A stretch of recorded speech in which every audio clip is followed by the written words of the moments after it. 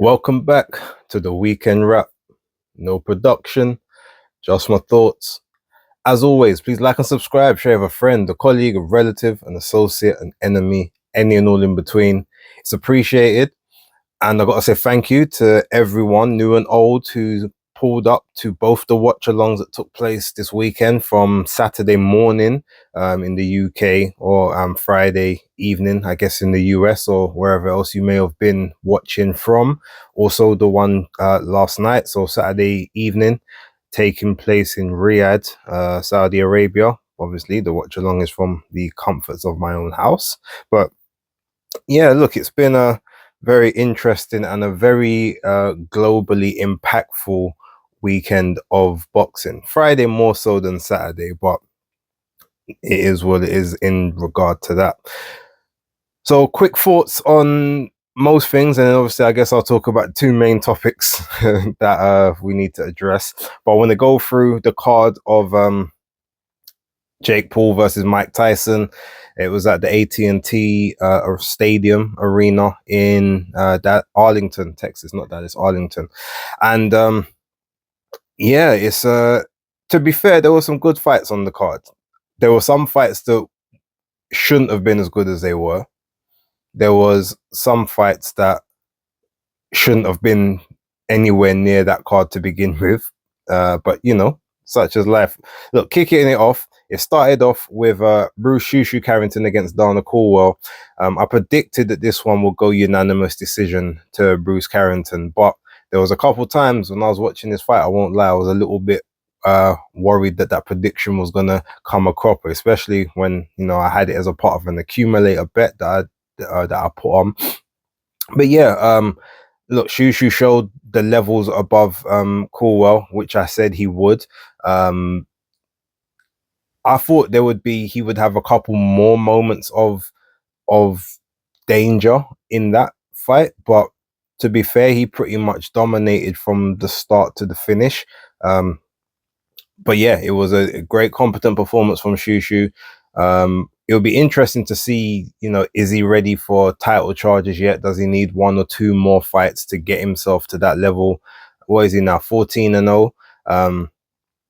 You know, some of his contemporaries, who are some of them even a little bit younger than him, have got belts with less fights. So he may be pressured to feel that way. Obviously, he's a top rank fighter, so I don't know how long he's got left on that top rank contract, whether he's going to stay there or move elsewhere. But if anyone's going to maneuver you into a title contention, especially if you've got the goods, it is top rank. So I'm interested to see how he does there. Second fight, Lucas Bardi against Armando Casamonica. Now, I got the right person, who I think we all knew was always going to kind of be the case, but I said he'd get the knockout. 15 knockouts in 17 victories. Yeah, that doesn't always speak much, but I would say that H2O Silva is probably a better boxer overall than Casamonica. And you obviously, yes, it was a counter shot after losing every round prior to that, but you would kind of think, okay, something similar could happen in this fight, especially considering Casamonica didn't even really have the power that, you know, on his record. It was like, I think he was like 15-0 with 3 KOs at the time, or 14-0 with 3 KOs. So you would think, all right, you're going to kind of walk through him. Lucas Bardi may have had the knockout of the year this year. It's going to be close. It definitely will probably be in the top 5. But as a boxer, shit. Dead. Like, dead jab, dead footwork, dead movement. The power might be there. Against what level, I don't know. What I do know is Casamonica should have won this fight. I'm not gonna quote unquote call out robbery and stuff, but if I remember correctly, it was a 10 rounder, and there were certain, I'm trying to remember the scorecards. I think one of them was like a 98, 92, and a 97, 93. Now, I think I had it 95, 95 or 94, 96 towards Casamonica. Like, he actually beat Bardi to a lot of the punches. He scored more of the effective punches in the fight, especially in the second half of it. His energy reserves stayed consistent throughout. I never remember him being hurt. I think he got hurt in one round, but then quickly recovered from that and then went on to carry on dominating in that particular exchange. But overall, even if Bardi did win the fight, at most it was a 96-94. So the fact, obviously, you ended up with the majority decision kind of tells you when the away fighter gets a majority against them or a split, usually they've won. That's kind of the rule of thumb, or it was legitimate that maybe they should have been given more consideration.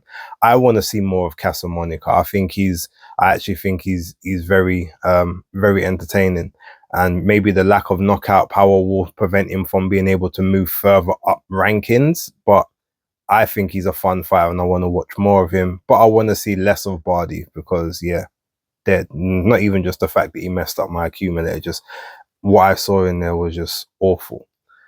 We move on from that. Shadeja Green against Melinda Watpole. Yeah, I used to talk quite highly of Shadeja Green with the not just the knockout power and the rate, but again, I have to look at it and say it was definitely just the level or the lackluster level of competition at 168 and above, which obviously we knew was there, but it was telling because even in Shadeja's, like, probably her best win on her resume, which was the Aline Sidaruz fight, even in that fight, you could tell that she boxes very scared. She doesn't box defensively. She boxes very scared, goes back, like, constantly on the back foot, tries to sort of counter off the back foot, high guard. You can almost see it on her face half the time. She looks very, very nervous. And I noticed it from there, but obviously when the way that she put Seydoux down, I'm like, okay, I can still see that the skills are there, but it's like whenever she fights someone that's just even a step up against like a ranked novice in terms of their ability, like she just looks out of place and out of sorts. This fight, I'm sorry, Melinda Watpole won that fight and actually won it quite easily. Her head movement, her lateral movement side to side, the movement she was putting in, generally speaking, like Shadeja Green, she pretty much was missing the majority of all the shots that she was putting in. Occasionally she got through with a couple of decent ones, but the power wasn't translating because Melinda ate any hard shot that she suffered, but she was outlanding Shadeja in almost every round. She was, making it uncomfortable, making her fall over her front foot when she was trying to launch shots as well. She had the better stamina. She was moving better throughout the fight. And then again, we got yet more home cooking. And at this point, I thought, oh, okay, so this is going to be one of these cards. So I started putting out tweets like, oh, well, all right, Katie Taylor's definitely losing tonight. If it's close, she's losing because ain't no way you've got two back-to-back decisions with MVP fighters getting very, very, very favorable, not robbery, but yeah, like we're talking, they got every single consideration known to man in those fights. But well done to Melinda Watpole. She put up a good performance, and the fact she only turned pro in 2013, like, again, it speaks to the lack of viable quality in those higher weight classes, but it also shows that she is as ready as she's ever going to be for them top spots. So yeah, shout out to her. The Niraj Goya and Whindersson Nunes, yeah, forget all that influencer stuff. It was what it was, but it opened up the card. I'm sure it brought millions of eyeballs to the product, to the product in, like, maybe Brazil and India. So shout out to them for what they did. Mario Barrios against Abel against Abel Ramos. This fight had no right to be as competitive and as entertaining, as action-packed as it was. Yes, Abel Ramos is he's an able-bodied fighter. He was 28, 6-2 before the fight. Only ever been knocked out once, but like, the losses, Cody Crowdy was a loss. Santa Maria, I think he lost to Udenis Ugasu. Okay, cool. Baranchek, he lost to at a lower weight, a lower weight division than he's at now. Even Jamal James, like a lot of these losses, they're showing you the level that he's on. So Mario Barrios, who's supposed to be quote unquote champion is not supposed to be having a difficult time with this fight.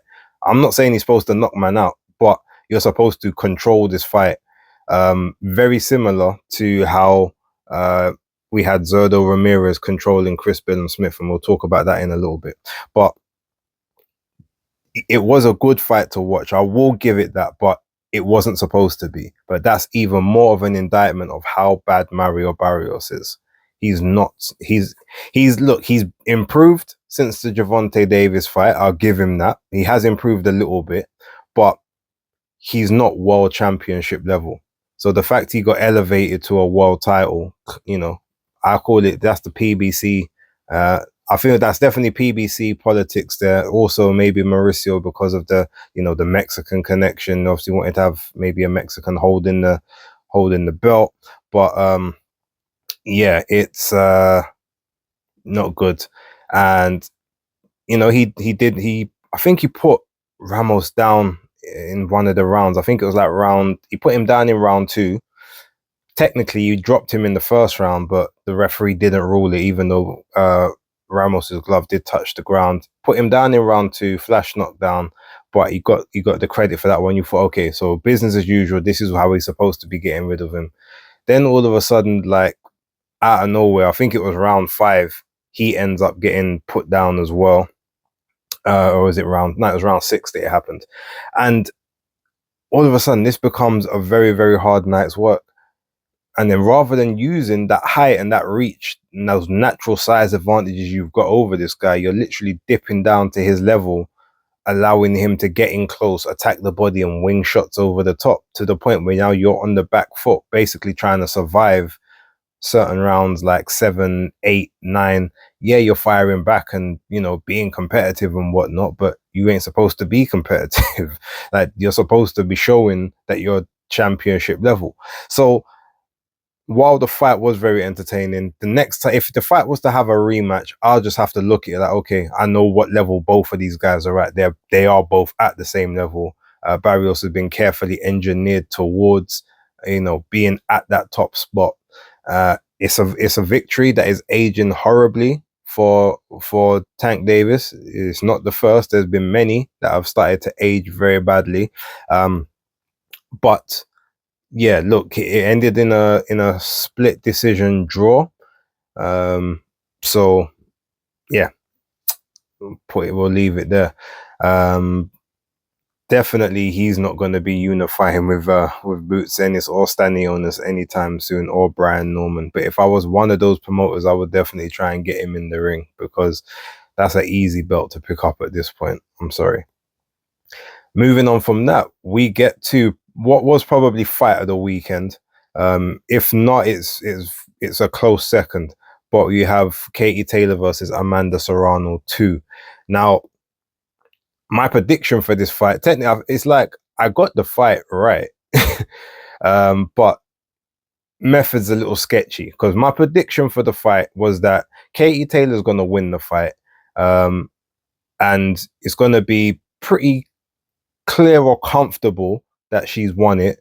Not like, oh, it's going to be a wide gap, but it's, okay, she's won this fight, but she's not going to get it on the scorecards, because Amanda's going to get all the consideration. This is her promotion this time.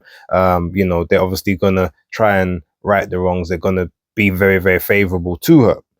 So I said that I predict that Amanda will get the decision, but Katie Taylor wins the fight. You might say, to some people, it was the reverse. Like, Katie Taylor got the decision, but Amanda won the fight. Now, anyone who thinks that Amanda Serrano won this fight, I'm not going to argue with you. Because when I was watching it live, my feed obviously cut out on several times. I missed several rounds. I was having to go by what people in my chat were saying before their feed started messing up. And from bits and pieces that I was seeing, it looked as if Amanda was in charge and that she hurt Katie from the very first round, and etc., etc.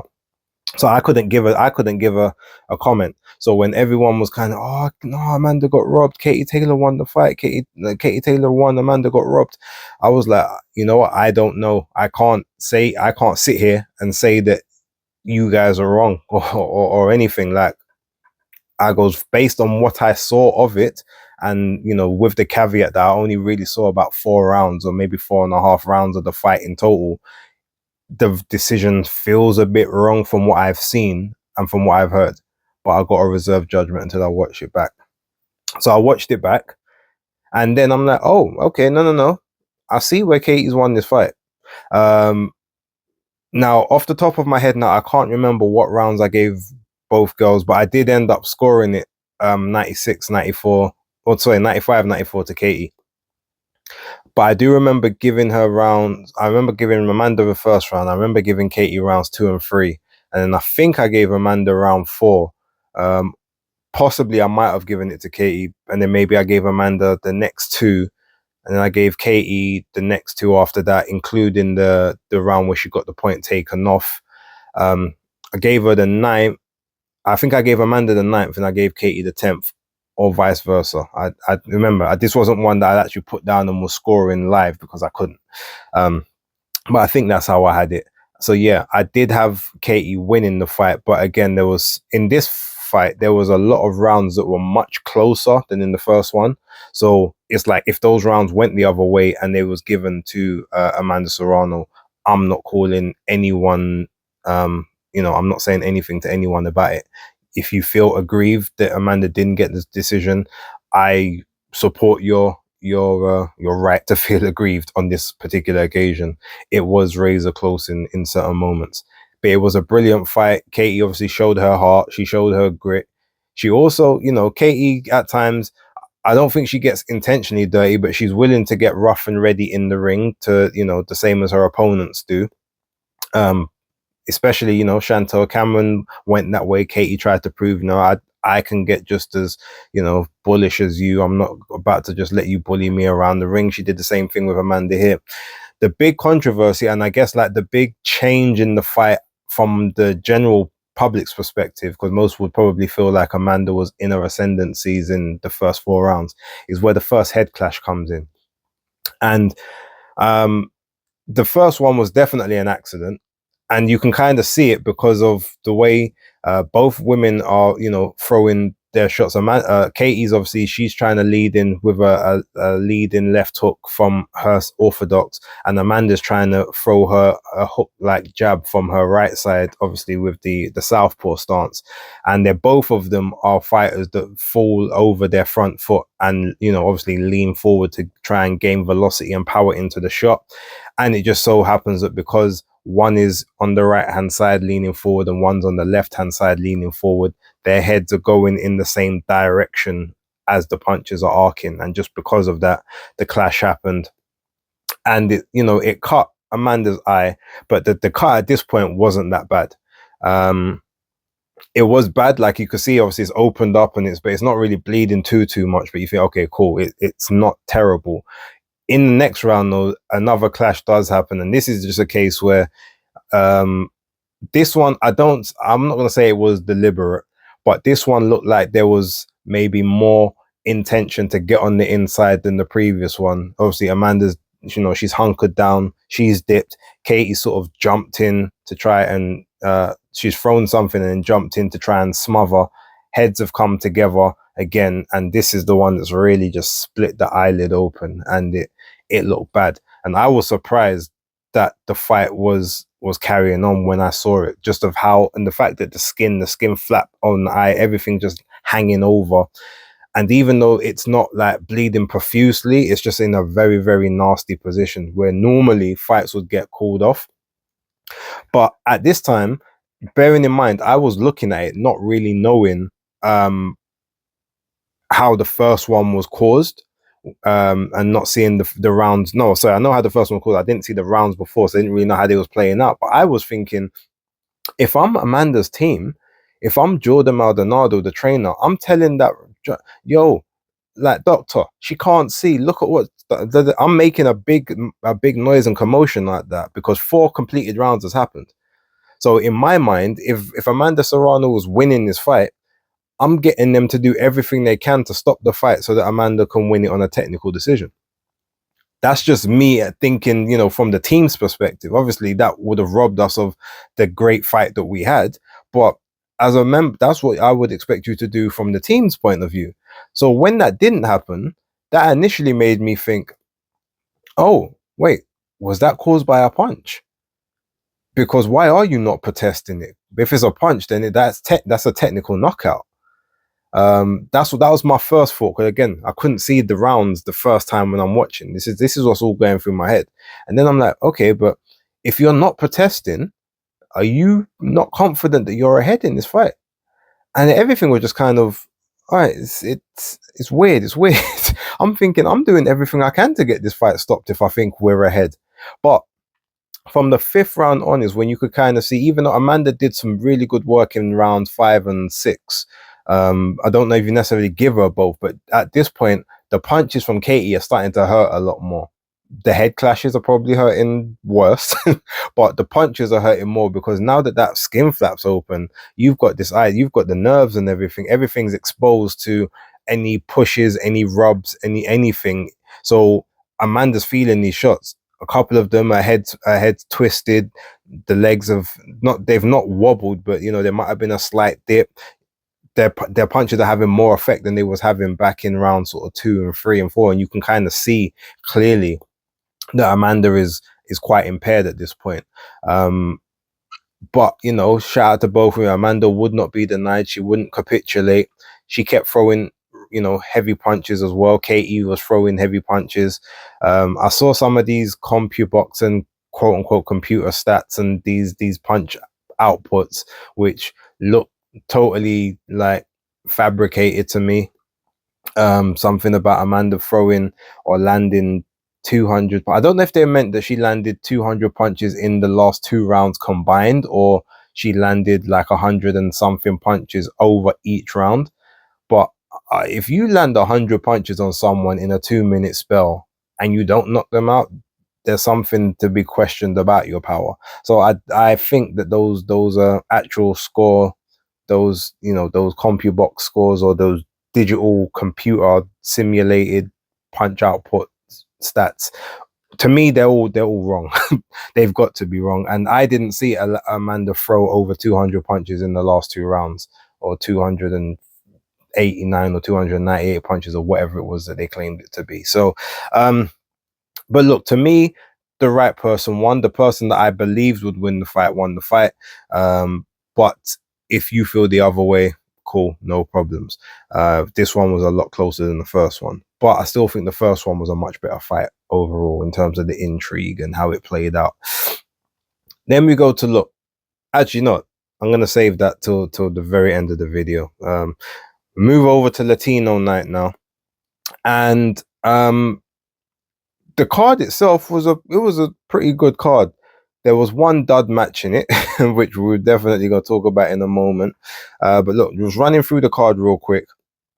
So you had the card started off with Zizou Al-Mayouf against was it Juan Carlos Garcia, I think his name was, Juan Carlos Ramirez Garcia, and that ended up being a majority decision draw. Zizou done very well first couple of rounds with the jab. He was doing well boxing from range, but he's got to start learning to get his head offline and stop trying to use the shell guard or the cross guard defense to block. Like, the head's got to move a bit more. He got caught with some very, very big punches in sort of like the 4th and the 5th and the 6th round, and it must only be, but Juan Carlos probably hasn't got a big knockout percentage. He probably hasn't got great power. I don't think he's got any knockouts in his record before. He was 5 and 6, but if he had power, like, I think Zizou would have hit the deck a couple times and probably got knocked out, because he was getting hit clean with shots. Funny enough, this Carlos actually looks a little bit like Julio Cesar Martinez. That's who I'm thinking of. Yeah, I think he looks a little bit like him. But yeah, that being said, some things that obviously Al-Mayouf's got to work on. I don't know what the ceiling is, but I guess just being in the game and being like the first one from Saudi, almost like you're the project before the project starts. So he's doing his thing, and there's probably a lot of pressure on him, obviously being that very first Saudi boxer, but that's pressure he's going to have to deal with. pretty much gonna have to say it like that. Yeah, so the next fight on the card was Oscar Duarte against Bakhtiyan Akhmedov, which, yeah, this was a very, very good fight. Akhmedov basically was dealing with a lot of the early pressure, the early rounds. He was really working with that pendulum step, sort of pivoting round to the right hand side a lot of the time. And Duarte, while he was exchanging back, he was losing a lot of those exchanges. He was getting pipped to the punch for the majority of those earlier rounds. And Akhmedov started to run out of gas in the what I would say is probably like from about round 5 to 6 onwards. Duarte was doing some good work to the body, but so was Akhmedov, to be fair. It was just one of those fights where you're expecting someone to eventually capitulate and go down just through war of attrition. But it was just, yeah, punches were landed by both. I feel like Duarte probably got the better reactions from his punches later on. But to me, Akhmedov did enough, especially in the early half of the fight, and even still winning some of the later rounds in the 10-rounder. I kind of had it. I think I had it 90. I think I had it like 94, 96 his way, possibly even 93, 97 or 94, 97 his way. There may have been a round in there you could kind of draw. But then Duarte got the decision. I predicted he would win the fight, although I didn't predict that, they would basically have phoned in their scorecards before the fight even took place, because Oscar Duarte, there was a 98, 92 card in there by the I think it's a Korean judge. Don Treller, I know, gave a 97, 93, and then Steve Weisfeld gave 96, 94. Now that one I can accept the 96, 94 card. 97, 93 to Duarte never happened. At most, he only won 6 rounds at a push, and that's being very, very generous. And then the 98, 92, yeah, that, like I said, that card was phoned in before the event took place. But Akhmedov came in on I think 2 weeks or 3 weeks notice. So it was, unfortunate that he probably didn't have the necessary energy to win this fight, because his next fight was supposed to happen a week from now. No, a month. So he's supposed to be fighting in, I think, 4 or 5 weeks. So obviously brought the camp forward, had to go through. He probably just wasn't conditioned enough. I would love to see the two of them run it back, with both of them on full training camps, 10 to 12 week, 8 to 10 week camps, or whatever they do in their training camps, because to me, that would then give us accurate representation. And I feel like the fight probably could be the other way. After that, we had Oscar Collazo against Tamanun Namentlong, aka Knockout CP Freshmart. I predicted that Collazo would win this fight, but I actually thought it would go points. I thought he would, just basically do enough to stay in front throughout the fight and win probably 7 rounds to 3 or 8 rounds to 2, something like that. He won every single round up until the point he got the knockout in the 7th. He knocked Namantlong down in the 6th off of it looked like a glancing right hook, to be honest. Was it a right hook? No, it was a left. It was a left hook, I think. But either way, it looked very innocuous. Like there wasn't even that much power behind it, but it was just perfectly timed and in the perfect place. And Freshmart just stumbled back, went down, but he got up, looked okay, but there was about only 20 seconds or so left on the clock. Survived that round, but then got knocked down twice in round 7. The last one brutally so, to where the referee just jumped in and waved it off. But yeah, Collazo's shown that he's got the skills. So minimum weight, he's 11-0 now with 8 KOs. He's definitely the undeniable force in that division. People are talking for him to move up already, just to go straight to flyweight. So skip minimum fly and just go straight to fly, because that's where you're going to get the tests and whatnot.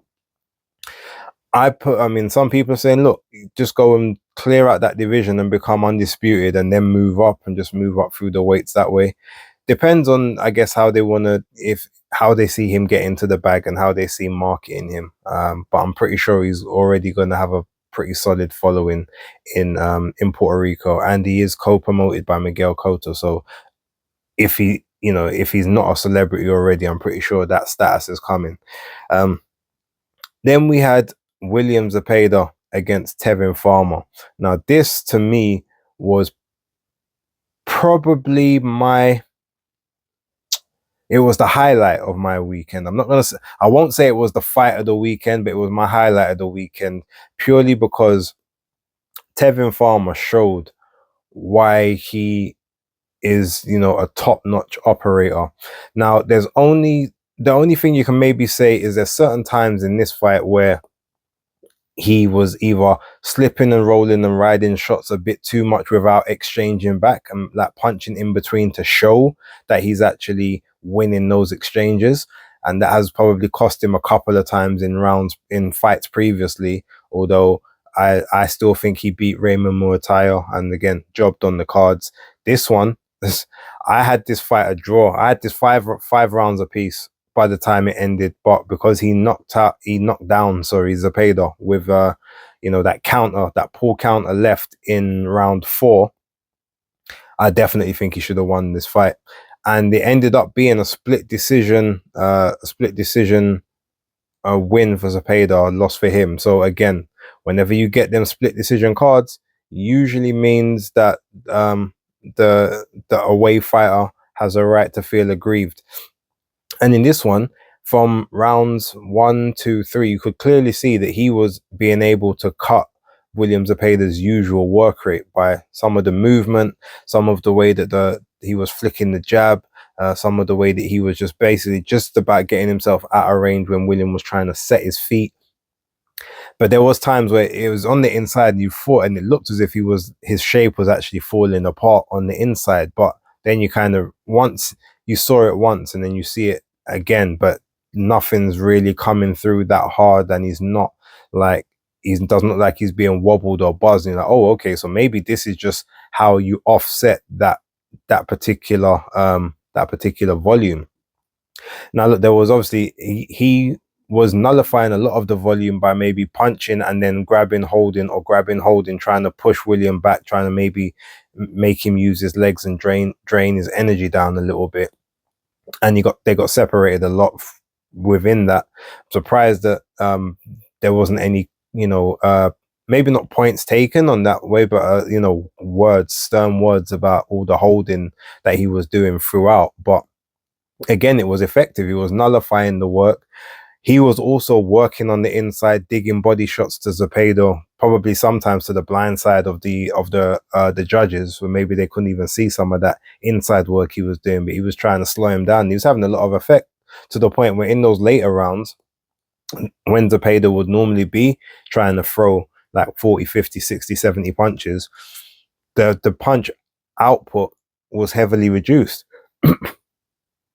He was having to pick those shots because he was like, I can't risk getting caught with these counters, because Farmer definitely was hurting him with these shots. It got to a point where certain times the Farmer was literally just winging in, looping left hands, and they were landing. Sometimes he was doing it looked like he was doing it out of pure desperation. Then other times it looked like he was just calculatedly throwing them in, but Zepeda was getting caught with them. But the fight went the distance. I did predict to go the distance, and I predicted that Farmer would lose on points, but would probably, be a massive test for Zepeda and show him where the levels is at. And on this occasion, that's exactly what happened. I think that Farmer should have got it 5 rounds apiece with the point off for the knockdown. We should have won this fight. But that being said, it also goes to show why, when people talk about, like Zepeda, all the champions are running from him, he's number 1 in every sanctioning body, like why don't anyone want to face him? Well, we see that actually no.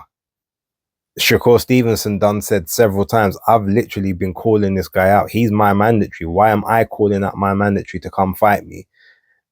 Now we see why. And he's number 1 in every single sanctioning body. So there's no reason that you haven't had a world title fight by now. Because even if the champions don't want to fight you, just call for the purse bid. All right, just go to the WBO, go to WBC, go to the IBF, go to WBA. I want my shot. I'm number one. Cool. I want the purse. That you can get that petitioned. You're with Oscar De La Hoya, one of the biggest promoters in the game. Like, you will get that consideration. Like, you're not some any no name promoter or any no name fighter with a promoter who's probably ain't even got a website, just a business card that he hands out in the stadiums. Like, you're with someone who's got a TV network deal as well, or an app network deal. But yeah, like, so there's absolutely no reason why them fights ain't happening, apart from his team don't want them to happen. But now, after this fight, there's nowhere to run. You can't say, "Oh, we need to take one more," whatever. You've got to run that fight. Whether it's Shakur, whether it's Berinchek, whether it's who else is in that 135? Whether it's Tank Davis, or who's the fourth guy at 135 now? I don't even remember.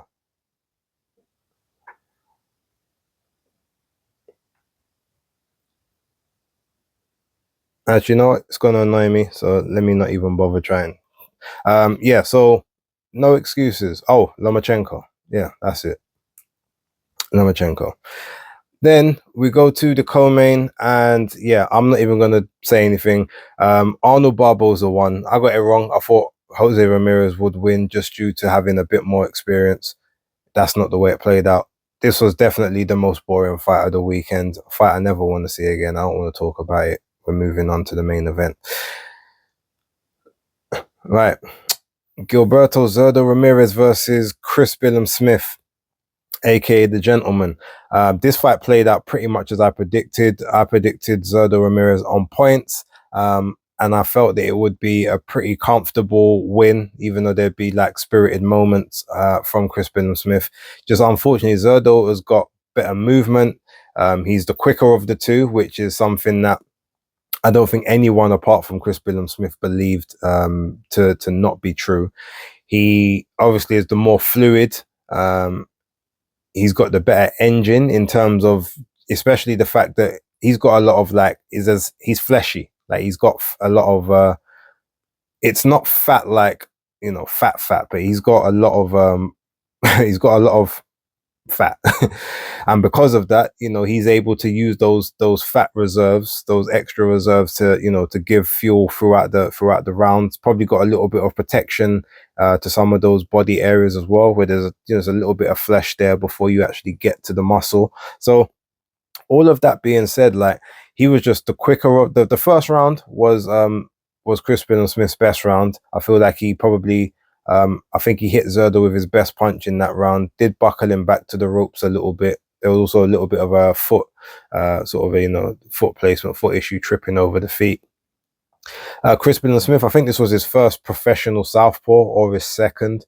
But up at this level, you could tell that he wasn't used to being able to cut those angles and to keep his foot on the outside. There were several times he was being very, very sneaky with his front foot, stepping on the foot of Zurdo to try and keep him in place. He would try to just jump forward, basically one jab to try and get into range, just to grab Zurdo so he could try to work away just while he had him close. You felt that anytime they was at range of each other, he just didn't really have an answer. So he had to find his way, further in close, to the point where he could grab Zurdo. He could feel where he was. He could touch him, so he could be able to try to work shots in here and there.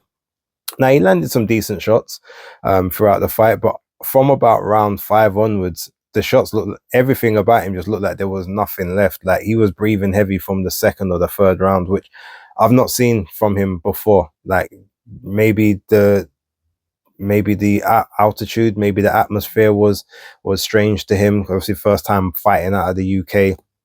Maybe the training didn't go as well as it should have. Maybe he was ill leading up to this fight, because that has happened to him before. But yeah, he was just mouth wide open from like the second or the third round, and the legs didn't look good from about round 6 onwards. Zurdo was just pivoting around the target, lead uppercuts, backhand uppercuts, right hooks around the guard, left hooks around the guard, hitting the body down the middle. It just looked like he was just sapping strength. And at one point, to be honest, from about round 8 onwards, I was just like, I'm sorry, but they just need to pull Chris out of here, because he's not going to really go down and get knocked out. He's too tough and durable for that unless you catch him super clean, which at this point, Zurdo, I don't think he's got the power to do at cruiserweight.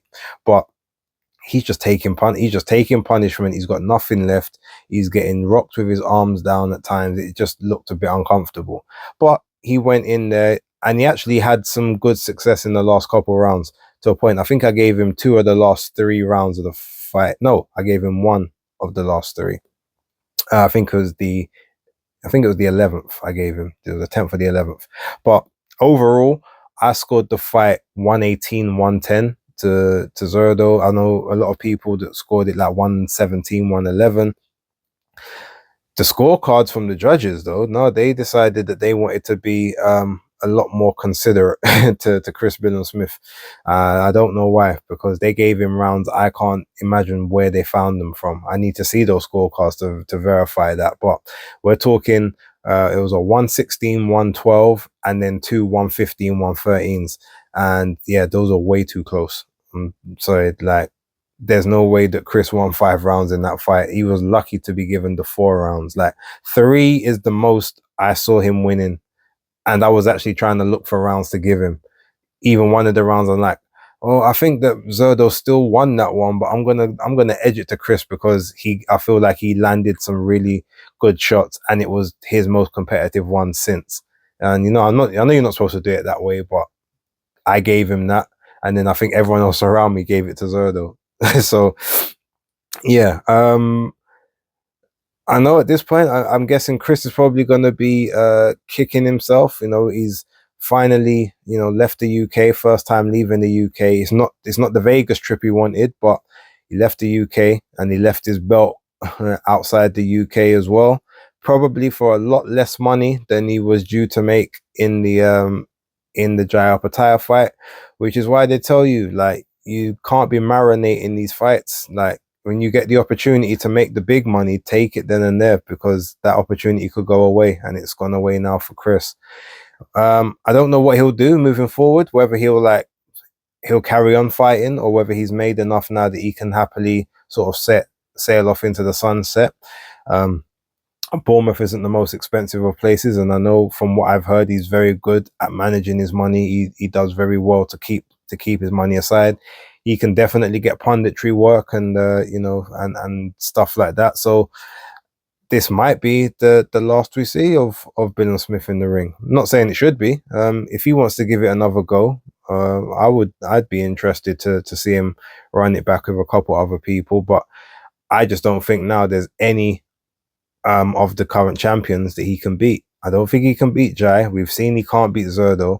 I don't think he can beat Noel Gavor. And when he gets stripped of that belt finally, I don't think he's beating Ryan Rosicki. So yeah, maybe that's it. Unless you just want to go back down and have some fun domestic fights. But I guess we'll wait and see. But yeah, Zurdo, just showed his levels, and unfortunately, I've said it a couple of times, I'm gonna say it again. I think on this one occasion, Malik Scott was absolutely correct when he said this is a mismatch in terms of levels. Like, the levels will be set and they'll be clear. I know a lot of people don't like to listen to Malik Scott, or they think he chats rubbish, or he shouldn't be talking, or he says some outlandish things, mainly to do with Deontay Wilder. But on this one occasion, I'm sorry, he was right. I didn't expect it to be that comprehensive between the two. From what I thought it would be more competitive, and I guess the scorecards will have you think that it was more competitive than it actually was. But no, it was a comprehensive schooling, beating by Zurdo Ramirez over the 12 rounds. But shout out to Chris for actually going those 12. Now look, before I end this video, it's only right I talk about the main event from Saturday morning, Friday night for most people, which was obviously Jake Paul versus Mike Tyson.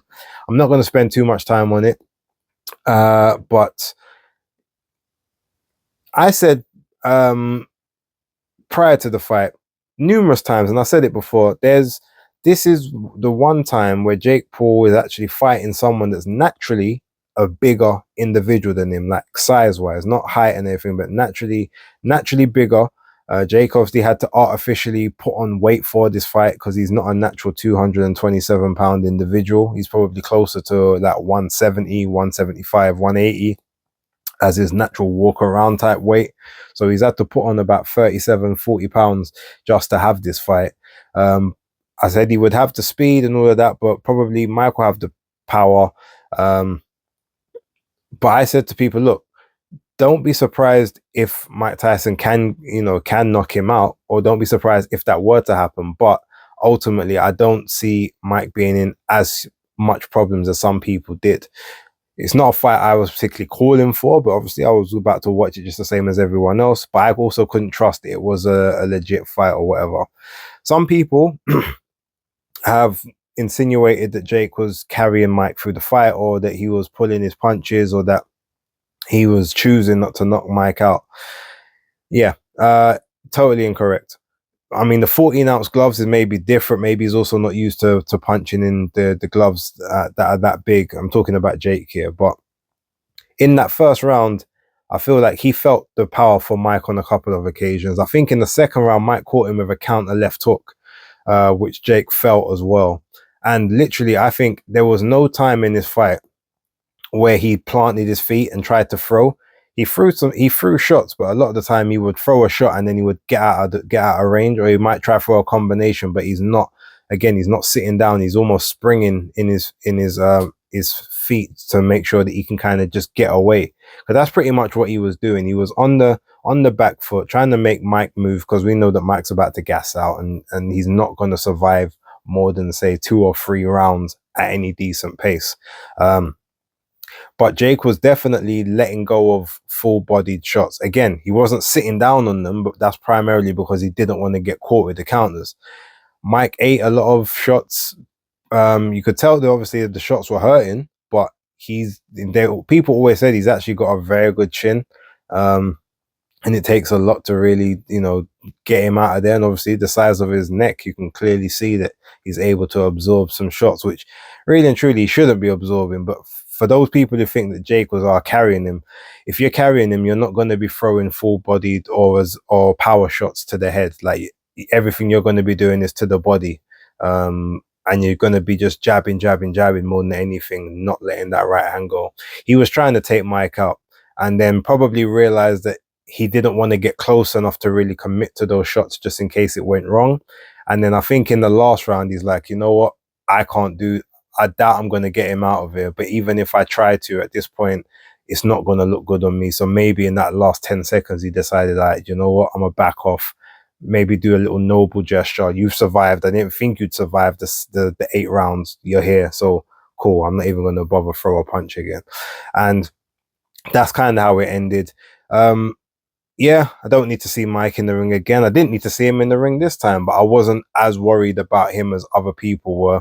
But if he wants to come back against someone more of his age range, and again, there are people talking about this over 50s league or something.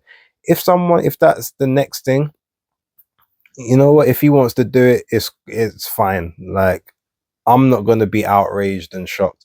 No more, obviously, young kids, and no more Jake Pauls, Logan Pauls, anyone of, just leave that generation alone. Maybe some people in their late 40s, mid to late 40s, if you want to get back in there, you can try one of them, early 50s, coming up to 60s like yourself. Maybe that's the route to go if you're going to do it. But outside of that, it was what it was. I don't know what people were expecting. This fight's boring. Of course it's boring. Like, Mike's 58 years old with like a bad everything on his body. Ulcers, bad knee. You see him coming with a knee brace. Like, he's obviously the style that he had as a pro in his youth, in his prime. You can't replicate that at the age of 58. He's not got the style that's going to last throughout time. His style is definitely predicated on youth and explosivity. So when that goes, that's all you've got. The way that he would have been able to have like a more of a chance to win this fight, or to even have a chance to get more out of this, is if it was a 16-by-16 ring. The 20-by-20 was never going to benefit him. And he probably should have campaigned to say, no, I want a 16-by-16 or which I think is the lowest regulation you're allowed to have. That's what I would have asked for, or maybe or 18 by 18, just to make the ring a bit smaller, maybe just to have a bit more chance. But yeah, that's kind of my thoughts on that. The event itself, I think it did like 65 million views in like the 65 million homes. So obviously you must have had watch parties as well. The metrics for Netflix was off the chain. Obviously they were able to advertise better of their shows throughout the event as well. So yeah, look, as an event, it went off without a hitch. But clearly, if they do something like that again, they're gonna have to sort out their servers, because you've got to be able to have enough bandwidth for the type of traffic you're expecting to come through. The last fight wasn't as bad, but it was still, my one was still breaking up in the last fight. I was having a madness throughout Taylor Serrano, which wasn't even the main event. So imagine, I shouldn't be seeing that much buffering and stuff happening there. But I'm sure that's something that Netflix can fix moving forward. I mean, look, they must have the money to do so, and hopefully they do.